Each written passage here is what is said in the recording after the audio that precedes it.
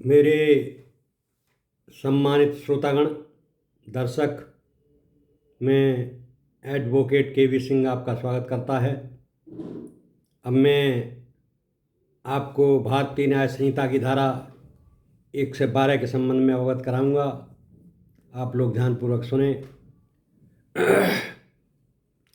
भारतीय न्याय संहिता की धारा 112 छोटे संगठित अपराधों से संबंधित है।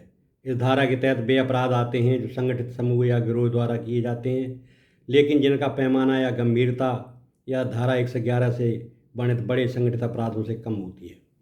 धारा 112 का विस्तार से वर्णन इस प्रकार है। यह धारा छोटे संगठित अपराधों को परिभाषित करती है जो मुख्यतः वित्तीय या अन्य लाभ प्राप्त करने के उद्देश्य से किए जाते हैं और जिनमें हिंसा, धमकी या जबरदस्ती का व्यापक प्रयोग नहीं होता। नंबर 2, इस धारा के अंतर्गत ऐसे अपराध आते हैं जैसे चोरी, छीना झपटी, बिना अनुमति के सट्टेबाजी, टिकटों की अनधिकृत बिक्री, सार्वजनिक परीक्षा के प्रश्न पत्रों का लीक या बिक्री, लॉटरी या जुआ चलाना, छोटे साइबर अपराध या उस प्रकार के अन्य अपराध जो गिरोह द्वारा संगठित तरीके से चलाए जाते हैं। ये अपराध छोटे अपराध हैं लेकिन संगठित तरीके से अंजाम दिए जाते हैं जो समाज में असुरक्षा की भावना पैदा करते हैं। दंड, इस धारा के अंतर्गत अपराध करने पर अभियुक्त को कम से कम 1 वर्ष की कैद की सज़ा दी जाती है, जिसे 7 वर्ष तक बढ़ाया जा सकता है। साथ ही जुर्माना भी लगाया जाता है।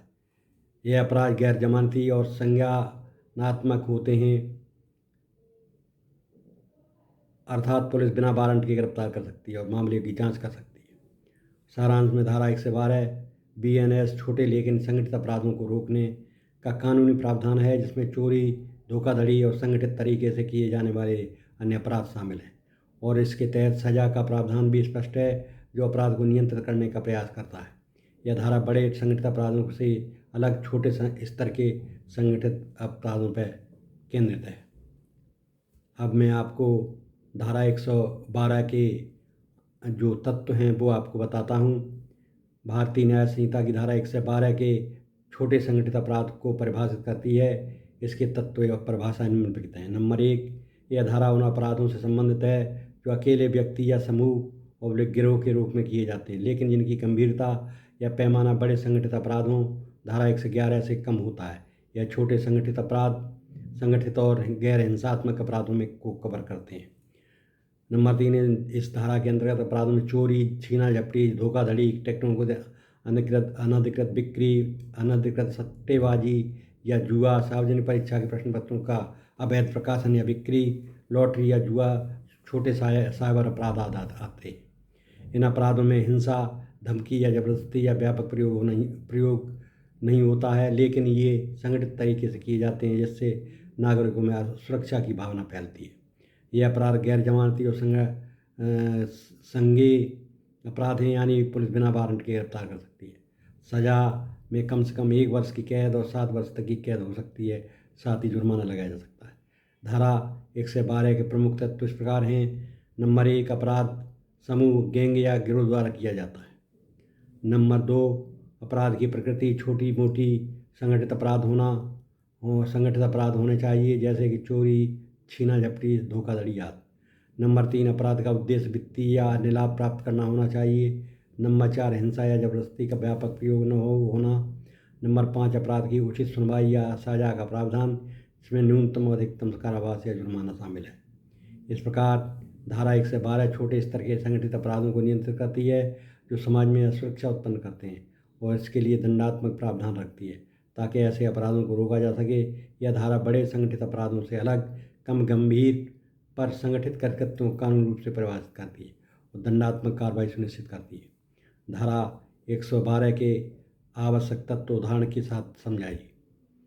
अब आप समझिए कि 112 के आवश्यक तत्व उदाहरण के संग मैं आपको बताता हूँ कि धारा 112 के आवश्यक तत्व निम्नलिखित हैं जिन्हें उदाहरण सहित समझाया जा सकता है। नंबर 1, संगठित अपराध का होना। अपराध अकेले व्यक्ति द्वारा नहीं बल्कि समूह या गिरोह द्वारा संगठित तरीके से किया जाता है। उदाहरण 1, गिरोह द्वारा विभिन्न स्थानों पर छोटी छोटी चोरी करना। नंबर 2, अपराध की प्रकृति।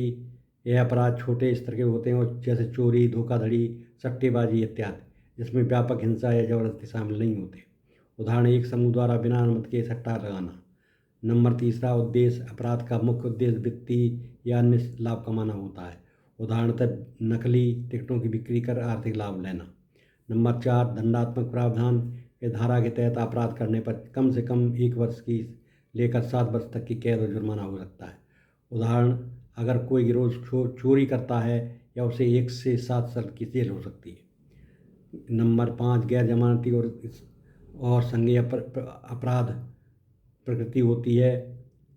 पुलिस बिना वारंट के गिरफ्तार कर सकती है और इस मामले की जांच कर सकती है।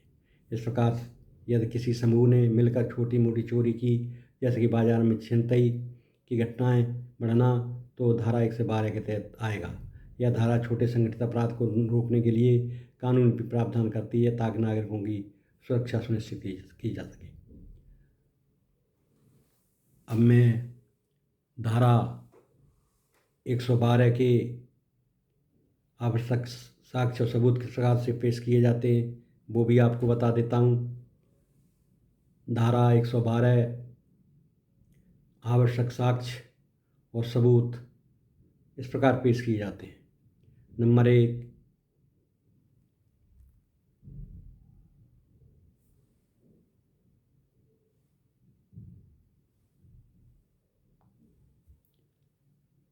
अब मैं आपको